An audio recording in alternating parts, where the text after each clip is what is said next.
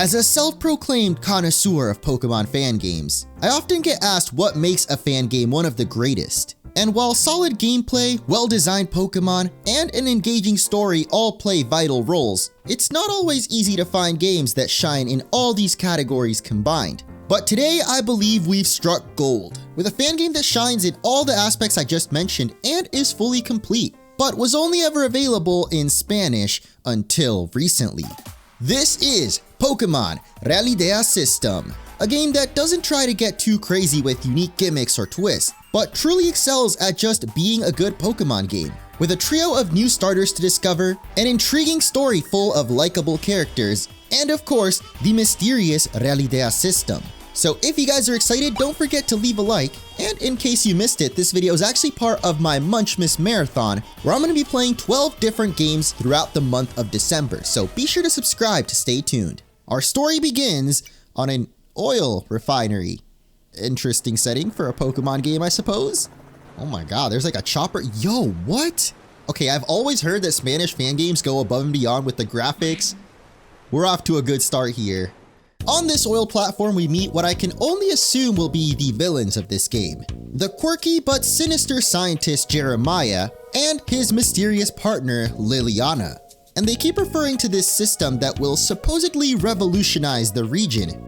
Everyone will witness what the Realidea System is capable of. Ah, there it is. Oh, I love this, how we keep jumping around the region for the story. And after choosing our character, we spawn in Jasper Town. A scenic little town whose snow-covered fields are almost as cozy as our mom in this game. I mean, what? Immediately upon stepping outside, we meet our childhood friend Elliot, who, unlike our typical rival, seems to be hyper-fixated on photographing Pokemon instead of battling. I think you might be in the wrong game, bro. Oh my god. The science is amazing guy instead says technology sucks. The kids just hang out with their little machines. Less playing video games and more eating cakes until you get... Okay, well that's pretty bad still, bro. But I like the little role reversal. Our rival invites us up to the town's panoramic viewpoint, where tons of Pokemon can be seen frolicking about. So Elliot takes the opportunity to show off his Pokemon snapping skills and expresses his dream to travel the world and become a Pokemon photographer, hoping that we'll come along with him. I know you don't have a Pokemon yet, but don't worry, I have a plan. I've heard that Professor Heya keeps some Pokemon in her lab. I'm sure she won't mind if we ask her for one. Come on, let's pay her a visit. We don't lose anything by asking. So we make our way down to Professor Heya's lab, and... Come on, let's go in. Oh my god. Stand still for once, please. Oh. Okay, you know what? At least they had the decency to censor it. Inside, we find the professor struggling to wrangle her partner Chatot and asked us to help calm it down, which can of course only mean a Pokemon battle. But we don't have a Pokemon, of course, so she asked us to grab one from the room to the right. Oh my, yo, that's so sick. Here we have the new starters for this region. Mousic, the fire-type mouse Pokemon. Looks pretty cute, but you know, I gotta check out all three of them first. We got Midu, the grass-type Pokemon. I'm not sure what exactly animal that's supposed to be based on. But finally, we have not Quaxley, it's Gullaby, the water seagull. As usual, I had a tough time deciding which of these three to go with. But you know what's even harder than choosing a starter Pokemon? Choosing gifts for Christmas. So why not give the gift of delicious Japanese snacks from our sponsor, Tokyo Tree and Sakurako. We're gonna start off with Sakurako this time. Ooh, holidays in Hokkaido? Literally today when we're recording this is the 1-year anniversary of when I went to Hokkaido. It's a sign. Oh, it all looks so good. Oh my god, is that a Japanese Pop-Tart? Do we have room? Wisconsin? Because that's the magic of Sakurako. You can get Japanese snacks no matter where you live. Immediately, this is calling out to me. Seasoned with a secret soy sauce blend and delicately dusted with sugar to resemble Mount Fuji. That is very, very crunchy, but also really good. Surprisingly, the soy sauce and the sugar, it's a good mix. There's this big old bag, which has milk all over it. And in case you don't know, Hokkaido is known for its dairy products. In fact, when I was there, I loved the Hokkaido ice cream. It's literally my favorite treat I ate in Japan. Oh, it smells good already. Oh my god, look, it's so cute. I already know I'm gonna love this. Oh my god, it's so creamy. Hokkaido milk products never disappoint. This is what I said would be a Pop-Tart. It's a lot smaller than I expected. Oh, but it smells so good. It's raspberry flavored. Oh my gosh. You almost get like each flavor individually at first. I got the chocolate, but then at the end everything blends together and it's so good. Underneath the Christmas tree, we have a Tokyo treat. And this month's theme is Tokyo Treatmas. Wait, no, it's a very merry snackmas. We got Waifu Santa. Oh, Ghana! Ghana is back! These are my favorite Japanese chocolates from all the way when I first did the Tokyo Treat sponsor. I feel like we have to check this one out. Like, I don't even know what this packaging is. No mayo, no life. Oh my god, that's a strong smell. They're Mentaiko mayo chips. What's Mentaiko? What? Those are actually really good. You definitely wouldn't know from the packaging. Next, we got some mistletoe mochi donut gummies. It's like a little mini mochi donut. Oh my gosh. It's so chewy and so flavorful. I think this might be my favorite so far. And the grand finale, we got the premium Ghana chocolates. These are actually a special holiday truffles. Yep, there's that smell I remember. Oh my gosh, look at this. Oh, yes. Yeah, Ghana chocolate always wins. Like, it really is a Christmas miracle. If you want to try these out, make sure to sign up with the link in the description and use the code to get $5 off your first Tokyo Treat or Sakurako box. And thank you again for sponsoring this video. And to Cheese for moral support. I did a little research and discovered that during beta, the Firestarter was actually a completely different Pokemon. And even though this tiger was pretty cute, I'm kinda glad they changed it cause I really like the design of this little fire mouse. So let's go with Mouseic. I'm gonna call you Masuda, cause for some reason, the name kinda sounds like music. I don't know if it's actually a music related Pokemon, but you know, Masuda is a conductor. So here we go, our first battle is against Chatot. For any fellow Spanish speakers out there, when you hear Chatot's cry, is it just me or do I hear a certain... Maybe now you'll never unhear it, but that's always what I've heard. The professor notices how quickly me and Masuda seem to have bonded, and decides to let us keep him, which is no surprise to me. I mean, we go way back. Before heading out of town, we of course say goodbye to our top 10 Pokemon, and then get stopped by our rival, who I really thought was gonna want to battle, but he really is only interested in photography. And as we head into Route 1, I accidentally kicked my power cable, which completely unplugged my computer.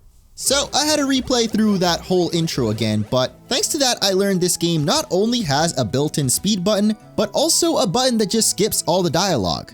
It literally took me less than 5 minutes to get back here. Now, I believe there are new regional variants in this game as well. Wooper, obviously not one of them, but we might as well take it out since we've got speed up, you know, makes battles go by pretty quick. And though I couldn't quite find any new regional forms on this route, I did keep running into Zubats, which made me want to catch one for some reason. Call you Bandit, because you know, blind as a bandit, that's a saying, right? To the east I found some kinda science lab, but there was nothing really to do there. I also got some fisherman's rod and eventually realized all of that was optional. We were supposed to go down from the trainer tip sign. And we have our first trainer, which Masuda was not doing too hot against the wild Pokemon, so we'll see how we do against this Starly. Oh my god, I love that the sprites are animated. And I didn't mention it earlier, but the battle background is sick too. Look at this, dude. Thankfully, we're able to just burn down that Starly, easy peasy.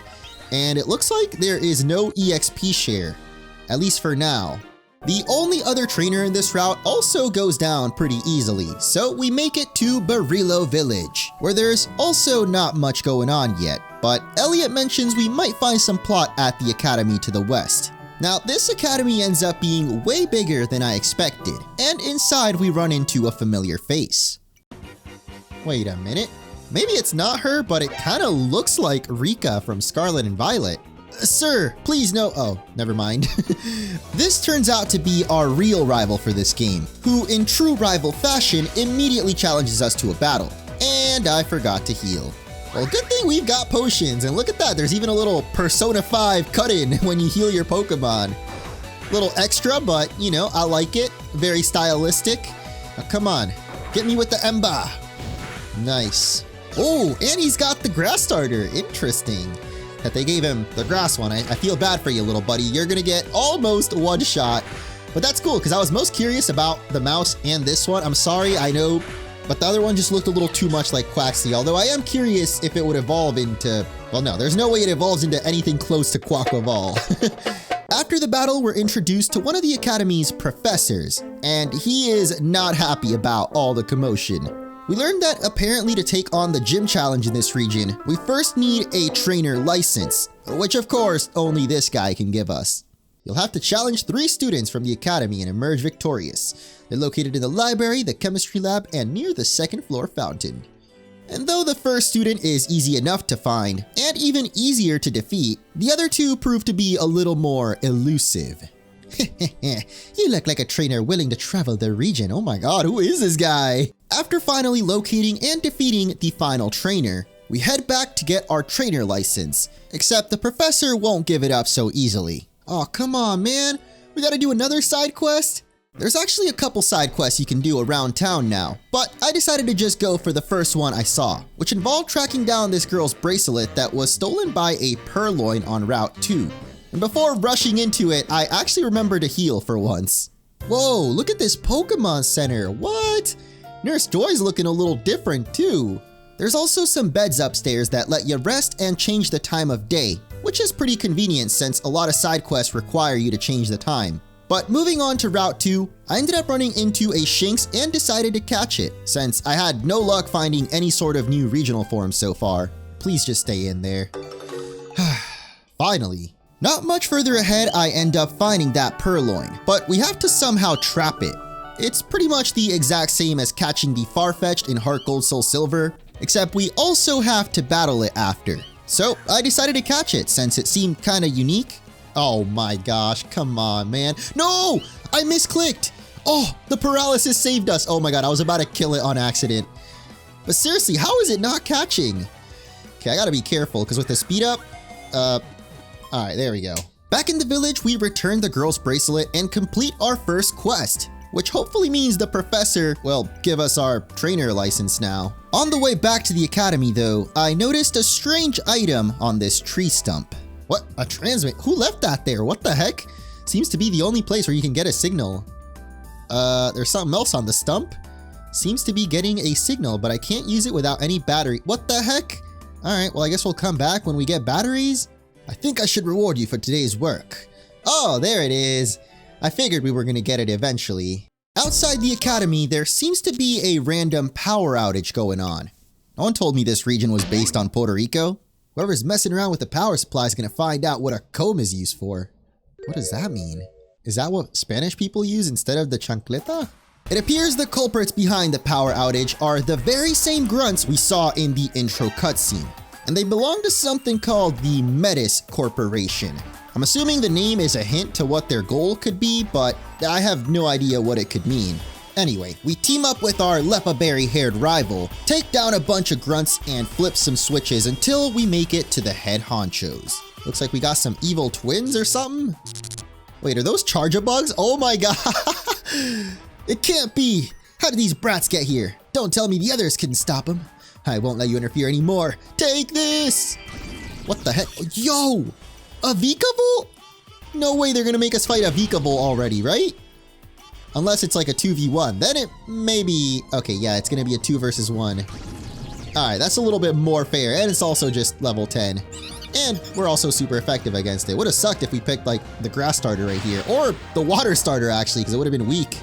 I wonder, though, if this thing's gonna have some kind of totem boost once we get it low enough HP or something. It's too early for that, right? No! Helium tile! I'm sorry, I kept getting fully paralyzed, but finally, we hit the ember. And Vikavolt goes down. No problem. We also learned Hypnosis, so yeah, I'm definitely leaning more and more towards Masuda being a fire and psychic type. Free from the clutches of evil, the Charjabugs manage to escape, and so do the grunts, because apparently law enforcement in the Pokemon world are about as effective as they are in real life. We're then taken to Simon's lair, which is actually his room. Here we learn those grunts were actually using a modified version of the Realidea System to force Pokemon into doing their bidding. And he knows this because he actually used to work for them, and before leaving stole the source code and built his own version of the system, which he decides to gift to us. As for what the system actually does, we'll find out soon enough, because the teacher finally forks over our trainer license, which means we can begin the gym challenge. But first I decided to do a bit more exploring around the academy, and ran into an interesting side quest up on the second floor. Alright, let's see who's causing a commotion in here. What? Well, that's the last Pokemon I was expecting. Thankfully, we've got Confusion, so this should also be quite easy to take down, although I kind of want to catch it too. I don't know, there's been so many little Pokemon from side quests. Well, there's literally been two, Purloin and now Mankey. Wait, oh no, we can't catch this one. Aw. For saving the music room, we're rewarded with a metronome. But more importantly, oh, there we go, we got batteries! Just in case you forgot, we needed these batteries to power the transmitter we found back on Route 2. And there was actually a girl in school that asked if we know what this transmitter could do, to which I jokingly replied, aliens, duh. I'm guessing it summons some kind of rare Pokemon. Oh my god, it actually is aliens? Yes, finally, my transmitter. You don't know how long I've been looking for it. I was seriously thinking I'd lost it for good. It's a good thing someone had the idea of using it. And well, now, can I have it back, please? No? What's wrong with you? I was told that on this planet the Namacups and Cinema got along well? Oh, did he say Pokemon and humans jumbled up? I'm not an Elgium. I have a name like any self-respecting Pokemon. Listen carefully. You can call me Elgium though. I don't know if I was more shocked by the fact we actually had to fight this alien, or the fact that its theme went so damn hard. But just like with Mankey, I was disappointed to find out we couldn't actually catch it. Except this time there was at least a good reason why. You see, Geep here is sort of like a living dex nav you can find on every route that'll tell you all the Pokemon you can find on that route in the day or night and which ones you've caught. So with this handy new tool on our side, we head into the Lucerne Forest. Ooh, hold up. This is kind of cool. I love the music, I love the ambiance, the little lighting overhead. And we can go through the trees, except, you know, we need cut. Oh wait, that reminds me. We got the Realidea System we haven't tried yet. Oh, here it is. Okay. I was quite confused by the system when I first opened it up, but basically, this number you see in the middle are points that you get from doing Pokemon stuff like battling trainers or catching Pokemon. And you can use these points for a variety of features, like healing up your party, repelling wild Pokemon, teleporting to previously visited areas, using HMs once you've acquired them, and even leveling up your Pokemon, essentially like a free rare candy. We don't have too many of the functions unlocked yet, so I can't really say how good it will be, but oh my god, Ranger San Diego, of course! Gotta have the Carmen San Diego reference in there. I was saying earlier how I was curious if there would be like later gen Pokemon animated in 2D. Yeah, there definitely are. A bit further ahead, I spotted our good old buddy Gwilip, but there were still no regional forms to be seen. I did run into a Fomantis that kept giving me trouble though, so I decided to just catch it. Oh, look at that! Every Pokemon has a little follower sprite. Barry loves us very much. Barry, we just met. I mean, I appreciate it, but bro, literally we've been together for like 2 seconds. I went back to the Pokemon Center, not realizing that just a couple steps away was our buddy Elliot waiting to heal us up. And just a little ways away from him, are these the Charjabugs that, oh my god. Oh, do we have to like catch him? Get back here, you still haven't recovered. Oh, they're all gone. That's 1. Aha, that's 2. And that would be 3, but instead we have... Wait, isn't that the girl from My Hero? Yo, she's got the system! Oh my god, why was there a little heart? Oh, is our character? Oh my god. We don't get to learn too much about this mystery girl, but if I had to guess, she's probably related to that scientist from the intro. But after finding the remaining 2 Charjabug, we receive some honey from this bug catcher, who actually turns out to be the first gym leader. But there was one more route standing in our way. Or rather, sleeping in our way. Clearly we're not getting past Snorlax, so I kept moving along and discovered this farm, where sadly we couldn't do much without the HM for cut. But they did have this honey tree. Since the gym leader just gave us honey, I have a feeling there's probably a rare Pokemon that we can get already. I guess we'll find out after a couple hours. Oh, or maybe right now? What? Oh, okay. Just instant gratification there, but it's just Combi, of course. That's so weird. The Pokemon just instantly appears. And this time we've got Apom, which is definitely more interesting than Combi. Oh my god, I just realized I'm about to die again. And this Apom rounded out my team of 6 to take on the first gym. Here we are in Carnelian City. Ooh, very jazzy. Okay, I like it. Though the vibes of the city were nice and soothing, the people weren't nearly as chill. What is going on here? Stop following me, you filthy spawn! I came across this Sableye in a cave and it's been following me ever since. Well, if you don't want it, bro, I'll take it off your hands, you know? I did a little more digging around town, but couldn't find any side quests or really anything else to help us out against the gym. But I did find him. Oh my goodness, it's a little Rowlet. I'm gonna take that as a sign we should just challenge the gym already. What is going on in here? Oh my god. There's honey everywhere. Totally reminds me of Berg's gym from Unova, except a little more tasty looking. Like there's even a giant spoon right here. That's awesome.